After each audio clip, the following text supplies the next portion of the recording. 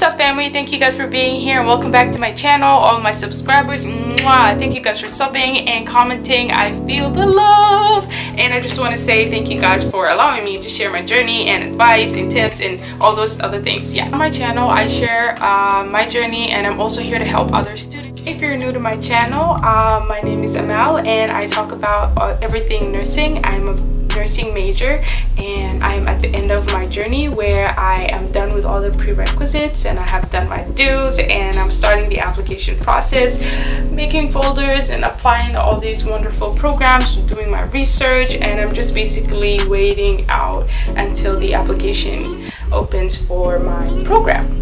So until then, I decided to go ahead and make some vlog and set up my channel, and I just really want to share my journey with you guys. If there is anyone out there that would get, you know, some points of benefit from my vlog, I am just pleased. So I go ahead and count down for you guys the top 10 tips that I have for you, and starting with number 10, my advice is do never cram. Cramming never works. You will not retain information, you will not learn. So whatever you're assigned today in your lecture, say you're taking micro, you want to learn it today. Be an active learner while you're in class so that you do not have to go back and try to relearn something that you actually could have learned while sitting in class. It just does not make sense. So do not waste your time. Do not cram, because you don't want to have a bad study habit, and it's very important for you to actually develop good study habits. So my advice is do never cram. Don't cram. It just does not work. You will be overwhelmed and you're more likely to give up. That way you never have to stress about a test or a quiz or anything that you'll be doing in the future. Okay, so tip number 9. I know you've heard this before. I'm sure all the nursing student vloggers have said this, and if not, all the successful people have a planner. You must have a plan. I have learned to use planners, and actually I was really never a person who actually writes down her to-do list or write down what I'm doing for the day, but you know, that helps me see what I'm going to be doing today or what I have due next week. Or because you know if you're a nursing major, you know that your studies and everything is just very fast paced, and you really want to study a little bit, but you know, a little day by day, and you want to have a planner so that way you feel organized, you know what to expect, and you have an expectation for yourself when it comes to, you know, your goal. And since I'm mentioning planning, I think it's very important that you have a time as well, a downtime for yourself. Do something that you like to do, whether you like to read a book, you know, it could be a day at the spa. You could just basically something for you to allow you to de-stress and just basically focus again. That's gonna help you a long way, because honestly, school is stressful, and if you're not, you know, if you're like me, someone who has a lot of other responsibilities besides school, then you're really gonna need some time to yourself. You want to relax so that you are focused and your energy is just basically up there. The reason a planner is important, you guys, is because it allows you to prioritize your tasks, but not only that, it helps you see what you have accomplished for the day, for the week, for the month, so that way you know that you are working towards your goal, so you can go ahead and check, okay, I've done that today, I've done that this week. So it's very important, that way you feel more productive, you're able to see what you have accomplished, and it's actually motivating. It allows you to see what you are doing, and yes, you are getting a step closer to going to nursing school. So that's what I would advise for number 9. Please have a planner, be organized, and don't forget to have time to yourself, for yourself, because that will, you don't want to burn out. So tip number 8. So please, you guys, please take your prereqs very seriously. It is so important. Keep your GPA up. That is so important. Like, you can't have low GPA. Like, everything about, you know, nursing school and the whole application is so serious that you cannot have low GPA. So how can you make sure you keep your GPA high? Is you take your prereqs seriously, all of your prereqs. So that means your soft sciences, like, I don't know, per se, you have to take sociology or psychology. Make sure that you treat it the same, you know, with the same priority as like your A&P classes, and make sure that you know they're equally as important. I know a lot of people fall for thinking like, or underestimating the easy class. Take your easy classes or soft science classes, sociology, psychology, nutrition, whatever your classes or your programs require. Treat it the same, the same priority or the same importance as you do with your micro A&P, your pharmacology classes, everything, you guys, everything, every little class. It does not matter if it's easy or not. Take it very seriously. So that's my tip for number 8. Okay, so tip number 7. So if you guys are wondering, I actually have written it down because I'm so like, I don't want to hear myself, just rambling and just talking gibberish. So tip number 7, and this is very important, you guys. This is something that I have really actually underestimated. So tip number 7, you guys, have friends or make friends that are nursing majors. When you have friends who are also nursing, who are doing nursing, you are more likely to be motivated. You're more likely to be more driven because you guys inspire each other and motivate each other. But when you have other friends who are perhaps not going to school or are not doing nursing, they really would not understand that. They don't understand that every second of your life you might want to live in a library and be a library rat, or they don't really understand that you cannot go out and you can't go to you'll go out to eat with them and socialize as much, and they just feel like they're neglected. They think they might take it personally. I think it makes it very hard to basically maintain that relationship. I feel that it's easier when you have friends who know what you are going through. When you have other friends who are doing nursing, not only that you guys can motivate each other, but also they are more likely to understand what you are going through. So tip number 6, become a CNA or get your CNA license. Okay, so if you did not know, perhaps your state does not require. So I live in the state of Washington, and it's actually required of us to have an active license as a CNA at the time of our application. So this is something that I had to do, and I'm so glad that I have done. I feel that it has allowed me to know that this field is for me, that this is something I want to do, this is where my passion is, this is my calling. It just basically reassured everything I know thus far that this is for me and I want to be a nurse so bad. So yeah, so get your CNA license. It only not adds to your application, or your resume if you're required to submit a professional resume along with your application. So CNAs are familiar with medical terminology, saying they have patient interaction experience. They are familiar with the hospital setting, and basically all the skill that a CNA is legally allowed to perform or do are basically what nursing students learn in their first semester in the nursing program. So this is just fundamental. You have your foot in the door, and you are just how do I say it? You're just basically a well-rounded professional in the healthcare field already. Tip number 5, start prepping for your TEAS exam early.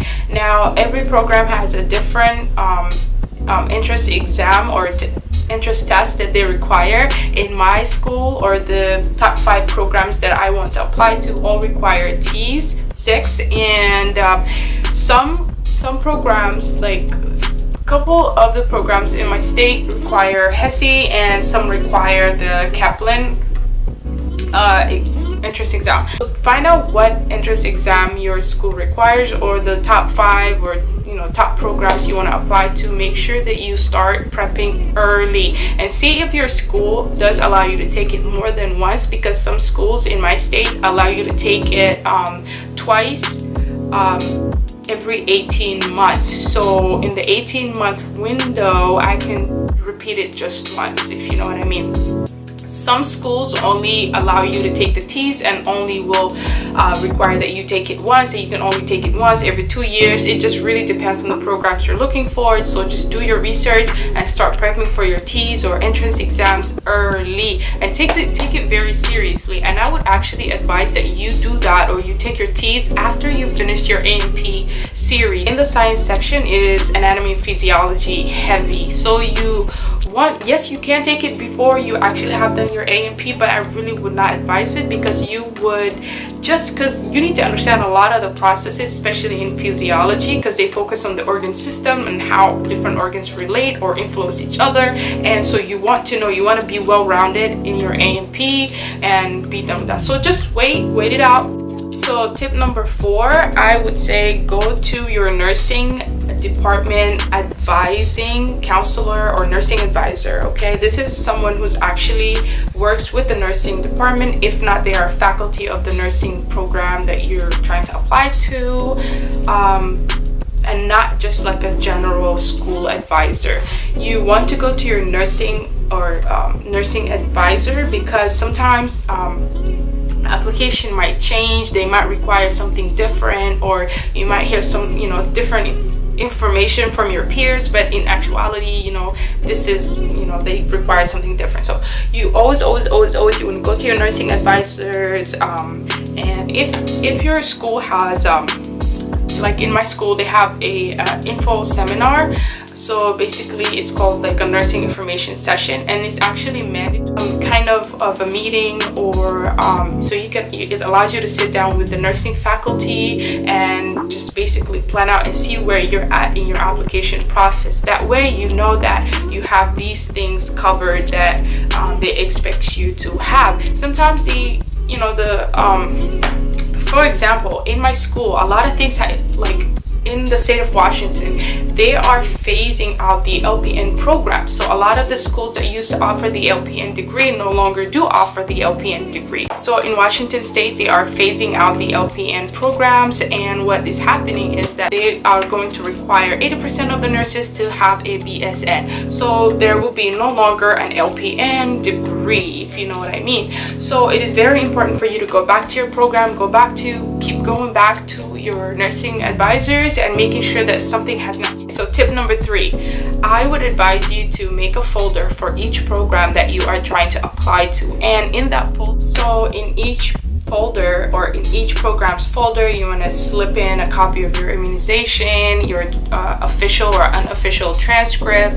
You want to put in any certification that you have, any volunteership hours, or basically a professional resume, and also your test scores. So you want to put in there your test scores, your resume, your volunteer, any other required credentials, or any other certification that you might have in the healthcare field that would boost your application. So everything you can think of that your school or that program would require, you want to make a folder for each program. That way, you have your application process all started out. And that is actually a great tip that nobody really tells you, because when the time of application comes in and your due date, and you just start to get all the copies, oh my god, what do I need? That kind of takes care of that worry. You don't need any more stress, so you just grab your folders and just go and apply. Okay, honestly, you have to listen to tip number 2 and number 1. Okay, these are so important. This is like a big mistake that I have done, and I've learned from it. So tip number 2, take your priority core science classes first. That way if you get a grade that you don't like, you can go ahead and repeat that. You don't want to repeat, per se, microbiology the semester before you want to apply, right before your deadline or due date. You don't want to do that, because you want them to count the latter or the better grade into your application. Take your core science classes first. Take the most hardest, or should I say the ones that would be in series. So you want to take your A&P first. Perhaps there's a prereq before your A&P class. Take that first. So take general biology, cell biology, whatever the prereqs for your A&P series, and then follow it with organic chemistry, follow it with math, or that would be statistics for me. Follow it with all the hard classes.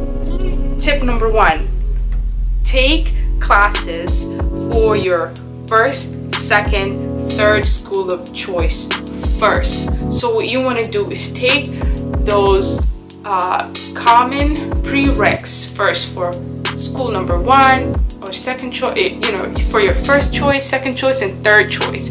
So you want to take those first. So take the common prereqs for your first top 3 nursing programs, and then you worry about the rest. So that way, if you're done, say you're done, but school D requires that you add a pharmacology class, or I don't know, organic chemistry or something of that sort, you can go back and do that at the end. So that way you have applied for 3 programs already, and you're just kind of like, okay, well, if I don't get in, or if I'm not, just in case something happened, you have something to fall back on. So take the common prereqs for the top 3 schools first. Okay, that's what you want to do. Take all the common prereqs for your school of choice if you have time. What do I mean by that? So say you applied to 2-3 programs already, right, and you're just waiting. Go ahead and take your core requisites out as well, just in case for some weird reason they don't know how awesome you are and they don't accept you into their program. You are still working on your core requisites. So second time, if you're applying, or perhaps you're applying for your 4th or 5th or 6th choice of nursing school, you are still doing something, and by the time your other application deadline comes around, you have your core requisites done. So take classes for your 1st, 2nd, 3rd, even 4th choice of school, and get your core requisites out of the way. That way you can only focus on nursing school and only those core classes for the nursing program. So I really hope you guys enjoyed this top 10 tips, and please let me know if you have any other tips you'd like to add to these top 10 tips that I have for you. Please go ahead and share them in the comment section. I would love to hear from you guys. So thank you for listening. I hope you find these tips very helpful, and I hope you go ahead and implement them in your journey. And as a pre-nursing student, please let me know if this video has helped you. So go ahead and hit the subscribe button. I love you guys. If you have anything you want to share, go ahead and share it with me, and I hope to see you guys on my next video.